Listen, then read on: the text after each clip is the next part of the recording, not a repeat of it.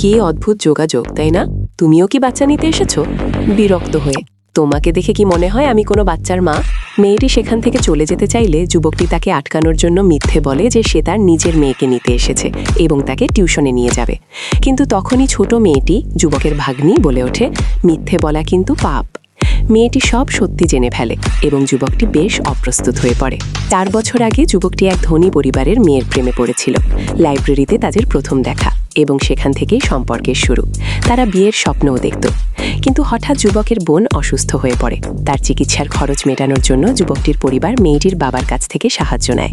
বিনিময়ে মেয়েটির বাবা শর্ত দেন যে তার মেয়ের জীবন থেকে তাকে চিরতরে সরে যেতে হবে। নিরুপায় হয়ে কোনো কারণ না জানিয়েই যুবকটি মেয়েটিকে ছেড়ে চলে যায়। 4 বছর পর আবার তাদের দেখা হয়, কিন্তু এবার পরিস্থিতি ভিন্ন। সেই মেয়েটি এখন ওই যুবকের অফিসের নতুন বস। যুবকটি নিজের মুখ লুকিয়ে রাখার চেষ্টা করলেও মেয়েটি তাকে চিনে ফেলে। বন্ধুরা, এই ভিডিওটি ভালো লাগলে এখনই কমেন্টে লিখুন লাভ, আর আমাদের চ্যানেলটি সাবস্ক্রাইব করে বেল বাটনটি বাজিয়ে দিন এবং ভিডিওটিতে একটি লাইক